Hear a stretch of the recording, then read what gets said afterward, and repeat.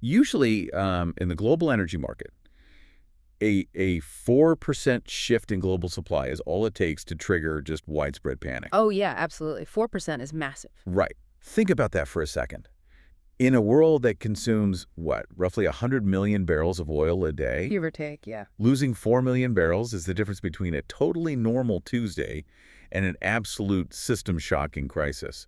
It sends markets spiraling, it drives up inflation, and it forces immediate emergency meetings in capitals all around the world. It's panic mode instantly. Exactly. Yeah. But right now, according to the stack of sources we're analyzing today, the world isn't staring down a 4% shift. We're looking at a massive, gaping 20% hole in the global energy supply. Yeah, and when you contextualize the math like that, the sheer gravity of the situation becomes so much more apparent. I mean, a 20% sudden drop, that isn't just a fluctuation that makes filling up your car a bit more expensive. Not at all. We are talking about a fundamental tectonic fracture in the physical supply chains that keep the modern world functioning. It alters agricultural timelines, aviation, manufacturing. International security. Exactly, international security overnight. And that is exactly why we're here today. Welcome to today's deep dive. If you're listening right now, whether you are preparing for a critical strategy meeting, trying to make sense of the headlines, or you are just intensely curious about how the globe is rewiring itself in real time, Yeah, you are in the right place. you really are. Our mission today is to take a crucial, in-depth look at the rapidly unfolding 2026 Strait of Hormuz crisis. And to do this, we are synthesizing a pretty dense and varied stack of source material. We've got recent military situation reports detailing the tactical maneuvers, geopolitical policy analyses breaking down the government responses, and some truly harrowing ground-level accounts. Yeah, those ground accounts are tough to read. They really document the human and environmental toll of this conflict in a way the high-level briefings just don't. What really caught my attention in these materials isn't just the military strategy, but the immediate cascading fallout. It is just staggering to realize how a single maritime bottleneck, this one relatively narrow stretch of water between the Persian Gulf and the Gulf of Oman, has the power to alter the air quality in Tehran, the policy decisions in Washington, and even the front lines of the war in Ukraine. It really is all connected. So to understand this massive chain reaction, we need to break it down chronologically and geographically. Let's start right at the catalyst, the military action. That is definitely the necessary starting point. The current crisis was catalyzed by a highly specific, targeted operation by U.S. Central Command near the Strait of Hormuz. Right, and the military reports detail that U.S. forces actively targeted 16 Iranian mine-laying vessels, successfully hitting 9 of them. But the detail that jumps out for the CNTCOM briefing is that many of these vessels were not actively deployed in combat maneuvers. They were moored. Yes, tied up. They were essentially parked at their docks. So why target stationary ships? Because in naval warfare, particularly in a geographic choke point like the Strait of Hormuz, mining is the ultimate area denial weapon. The underlying logic behind hitting moored vessels is entirely preemptive. The objective is to prevent that 20% supply hole from becoming a permanent, unfixable reality. Washington made a calculated decision not to wait for the mines to hit the water. Because once a mine is actually deployed, sweeping for it is incredibly dangerous. Yeah. And time-consuming. Precisely. Once an influence or contact mine is dropped into a major shipping lane, that waterway is effectively closed. Commercial shipping insurance rates just skyrocket to impossible premiums. Right. No civilian tanker captain will risk their vessel for that. Exactly. The waterway remains closed until specialized naval units can meticulously sweep every square inch of the channel. That sweeping process takes weeks or months' time the global economy simply does not have. To understand the strategic mindset here, you have to look back at the ghosts of the 1980s. You're referring to the tanker war during the Iran-Iraq conflict. Yes. In April of 1988, a U.S. guided missile frigate, the USS Samuel B. Roberts, struck an Iranian mine in the central Persian Gulf. The explosion blew a massive hole in the hull, broke the ship's keel, and nearly sank it. Oh. That event fundamentally changed U.S. naval doctrine in the region. Right. The psychological and strategic memory of the Samuel B. Roberts is deeply embedded in the Pentagon. Fast forward to 2026, and military planners are looking at the board, utilizing that historical lesson. They know that if they wait for the deployment sequence to begin, it's already too late. So the strategy is to eliminate the deployment capability at the pier. It's a surgical, Highly kinetic military strategy. Yeah. But it's fascinating to look at the messaging coming out of Washington right now. Mm. There's a stark contrast between the precision of the military action on the ground Hmm. and the narrative being projected in press briefings. Clear start.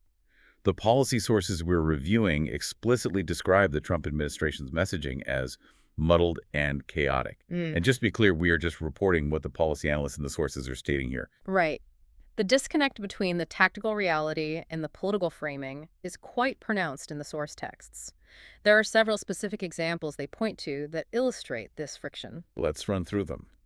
First, you have Energy Secretary Chris Wright posting a claim that a U.S. Navy warship had successfully escorted a commercial tanker through the Strait. It projected an image of operational control. But military officials almost immediately contradicted that claim. Right, and the post was quietly deleted. Then, President Trump issued a public threat, stating he would strike, quote, 20 times harder if the oil flow stops. But the economic data in those exact same sources shows the flow has already been massively disrupted. The most unusual piece of messaging, however, comes from Press Secretary Caroline Leavitt. When outlining the administration's endgame, she stated that the U.S. will unilaterally decide when Iran has unconditionally surrendered, regardless of Tehran's actual diplomatic or military stance. How does a unilateral declaration of surrender actually function in modern warfare? I mean, you can't just declare an adversary has surrendered if their forces are still actively engaging yours. It doesn't function in a diplomatic or military sense. What the analysts and our sources suggest is that this is a domestic communications strategy, not a geopolitical one. Attempting to dictate surrender terms unilaterally without a diplomatic back channel or a cessation of hostilities indicates an administration trying to project absolute authority to its domestic base. Even as the situation on the ground remains deeply fluid and contested. Exactly. So there's a severe disconnect between the podium and the battlefield. But while that narrative battle plays out, the physical toll is expanding rapidly. The sources pivot from the naval skirmish to what is becoming a massive, multi-front human tragedy. The scale of the collateral damage is expanding at a terrifying velocity. The human toll is no longer confined to military personnel. It is overwhelmingly civilian. The numbers coming out of Lebanon are staggering. The reports detail that nearly 700,000 people have been displaced. Let's pause on one specific data point from the ground-level accounts. 100,000 of those people fled in just the last 24 hours. That's an incomprehensible volume of people. Moving 100,000 people in a single day isn't just a tragedy, it is a logistical impossibility for local municipalities. The sources describe families sleeping in their cars and thousands huddled on the sidewalks of Beirut's seaside promenade. And the casualty count there has already surpassed 500.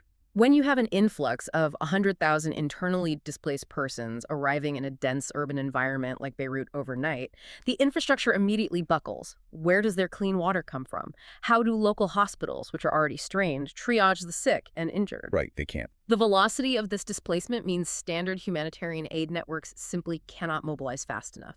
The physical roads become gridlocked, preventing emergency services from even operating. And the situation is equally grim in Tehran. The estimates currently sit at 1,300 dead. The sources provide a really stark juxtaposition here.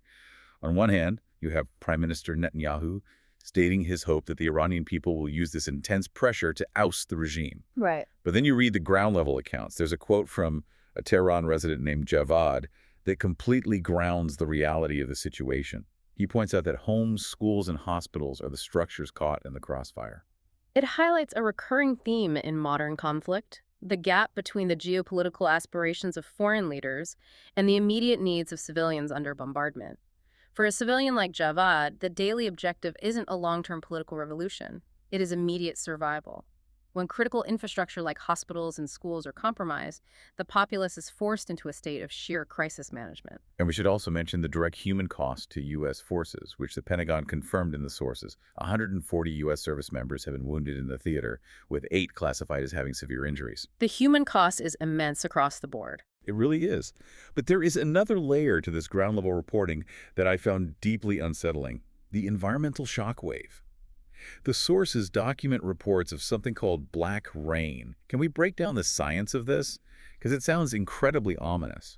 It is a severe environmental consequence of targeting energy infrastructure. When military strikes destroy major fuel depots and oil refineries, which is occurring across Iran right now, millions of gallons of fuel combust in uncontrolled, oxygen-starved environments. This incomplete combustion sends massive plumes of unburned hydrocarbons and thick, particulate-heavy soot high into the atmosphere. So it's fundamentally different from a typical forest fire or structural fire. Vastly different. The chemical composition is highly toxic. These dense soot plumes block out sunlight and begin to cool as they gain altitude. The particulate matter then binds with natural moisture in the atmosphere. When the weather systems shift and precipitation occurs, it doesn't fall as clean rain. It falls as a dense, greasy, toxic black sludge. One of the local residents quoted in the source material described it by saying, "The war has entered our throats." It is a tragically accurate description of the physiological impact. The air becomes physically heavy and toxic. Civilians are inhaling vaporized hydrocarbons and particulate matter, and the damage is compounding. When this black rain coats agricultural fields, it poisons the soil and ruins crop yields. It infiltrates open reservoirs, contaminating the municipal water supply. So even after the fighting stops, Long after the kinetic military action ceases, this region will be dealing with a spike in chronic respiratory diseases and agricultural failures. the war has entered our throats. It's a stark reminder that the consequences of this crisis are settling into the very lungs of the region. This brings us back to the core economic driver of all this devastation, the 20% hole in the global oil supply. When you first look at this problem, the immediate thought is, well, if the Strait of Hormuz is blocked, can't the world just pipe the oil around it using alternative routes? It is a logical assumption, but the reality of global energy infrastructure is heavily constrained by capacity and geography. The global economy operates on an incredibly tight margin of efficiency. You can't just easily reroute 20% of the world's oil. To understand the scope of the workarounds, let's look at the primary alternative route. Saudi Arabia has the East-West pipeline, often referred to as the Petroline. This is a massive 750-mile engineering marvel that cuts straight across the Arabian desert, completely bypassing the Persian Gulf and delivering oil to the Red Sea port of Yanbu. Yes, and the source reports indicate that Saudi Aramco, the state-owned oil behemoth that essentially anchors the global market, is mobilizing to utilize this route. Amin Nasser, Aramco's CEO, has directed a massive ramp-up of the Petroline. They are pushing its operational capacity from a baseline of 2 million barrels a day up to its absolute maximum of 7 million barrels a day by the end of the week. On paper, adding 5 million barrels of capacity sounds like a huge win. But when you do the math against the shortfall, it's terrifying. The Strait of Hormuz normally handles about 21 million barrels of oil every single day. Even running at maximum redline capacity, the Petroline only covers a third of what the world has lost. It's like trying to force a fire hose's worth of water through a drinking straw. The raw volume simply cannot be replaced by existing pipelines. But there is a secondary, deeply critical trade-off occurring within Saudi Arabia that our sources highlight.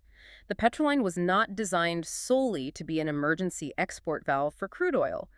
Under normal operating conditions, it is a multi-purpose lifeline. It transports natural gas and refined products that Saudi Arabia relies on domestically. Wait, so if they clear the pipe to pump crude oil for the international market, what happens to their domestic natural gas supply? It gets choked off.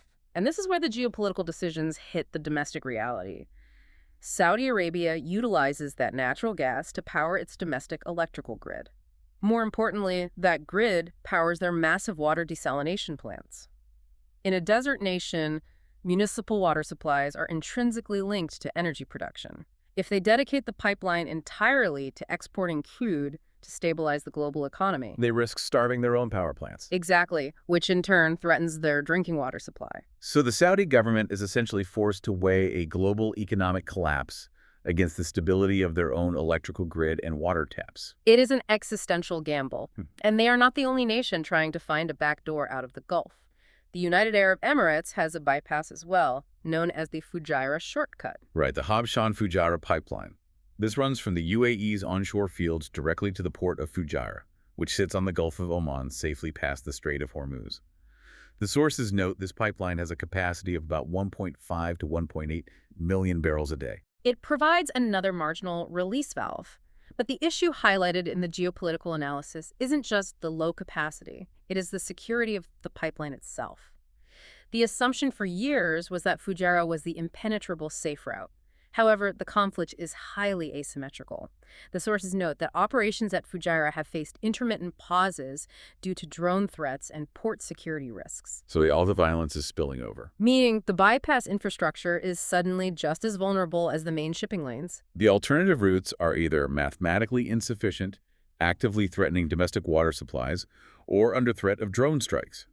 But what happens to the countries that don't have a 750-mile pipeline to the Red Sea, the deeply trapped players? This is where the macroeconomic crisis becomes a localized economic catastrophe almost instantly. Let's examine the infrastructure traps in Iraq and Qatar. The situation in Iraq is dire. Specifically, their southern oil infrastructure, like the massive Rumaila field. These southern fields have virtually zero pipeline connectivity to the north or west. Every drop of oil they produce is designed to go south, into the Persian Gulf and onto a tanker. But with the tankers halted, the sources say their massive storage terminals are overflowing. And Qatar is facing a completely different engineering nightmare. Qatar is an energy superpower, but their primary export isn't crude oil, it is liquefied natural gas, or LNG. Let's talk about why LNG is so difficult to reroute. You are dealing with natural gas that has been supercooled to minus 260 degrees Fahrenheit so it condenses into a liquid. Correct. It requires highly specialized, heavily insulated cryogenic tanker ships to transport.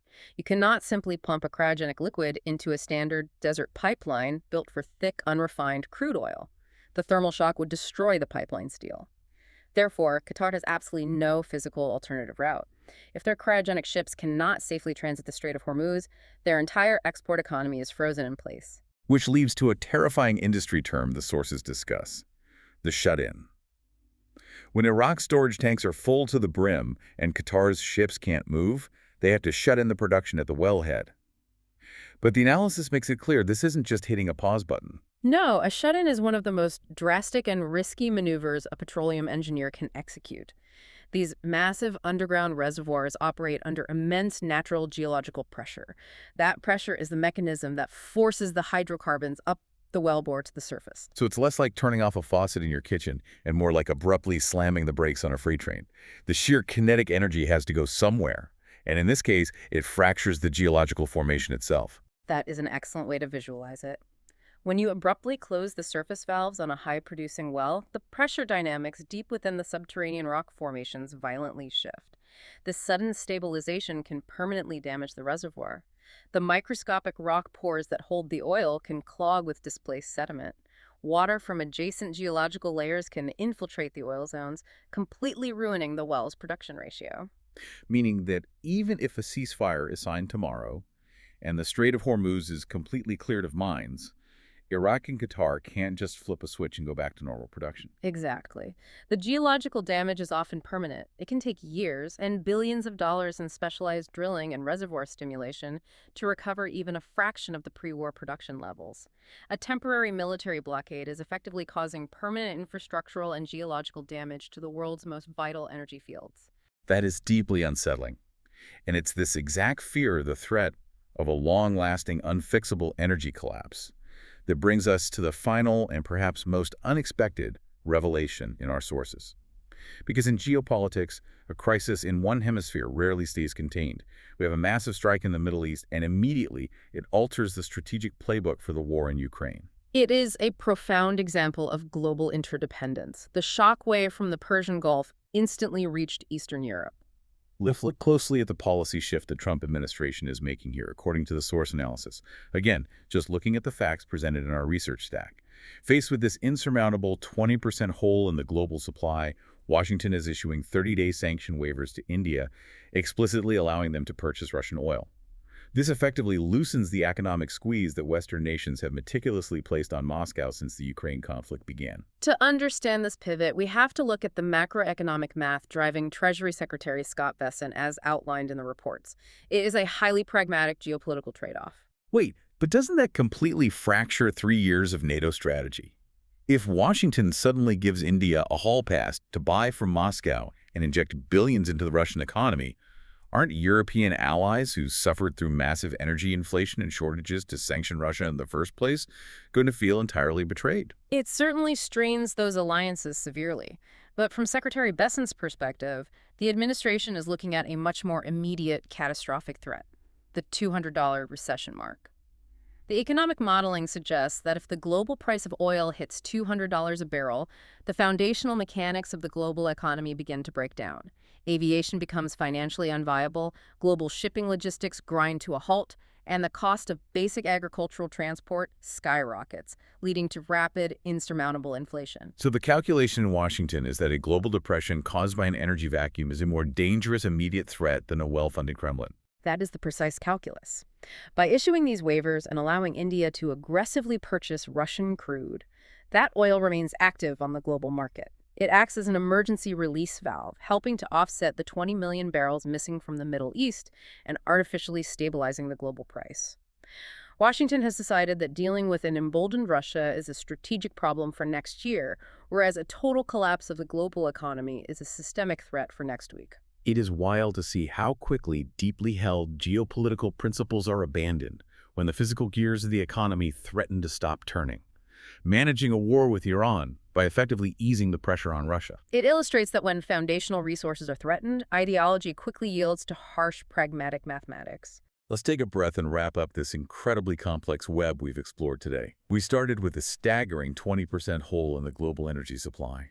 We examined how a preemptive U.S. military strike on moored vessels designed to stop a catastrophic mine blockade has resulted in a fractured political narrative from Washington. We looked at the devastating collateral damage, 100,000 people displaced in Lebanon in a single day, and toxic black rain coating the streets of Tehran. We saw how the world's backup pipelines are mathematically insufficient, forcing countries like Iraq and Qatar to choke off their own overflowing production. And finally, we explored how the sheer panic of an economic collapse led the U.S. to suddenly grant Russian oil a free pass onto the global market. It is a dizzying sequence of events, all cascading in a matter of days. But as we conclude, I want to leave you with a final thought regarding the geology of those shut-ins we discussed. Today, the global focus is entirely on the immediate panic. The military strikes, the sudden 20% supply deficit, the frantic rerouting of tankers. But consider the permanent reservoir damage caused by abruptly slamming the brakes on these massive oil fields. If shutting in these wells causes irreversible geological shifts that take years and billions of dollars to repair, what if this isn't just a temporary market disruption? You're suggesting that even if peace is declared, the 20% hole might never fully close. Exactly. I want you to consider what happens to global alliances, to emerging markets, and to the geopolitical balance of power if the world is forced to permanently redraw its energy map. If the old infrastructure simply cannot be turned back on, we are not just surviving a temporary geopolitical crisis, we are witnessing the forced, chaotic birth of an entirely new economic era. That is an incredibly heavy thought to sit with. A temporary military standoff leaving permanent geological scars that rewrite the global order. Thank you all for joining us on this deep dive. I hope taking the time to unpack the engineering, the logistics, and the geopolitical math helped cut through the noise of the headlines. Keep questioning what you read, keep looking for the hidden infrastructural connections beneath the surface, and we will catch you next time.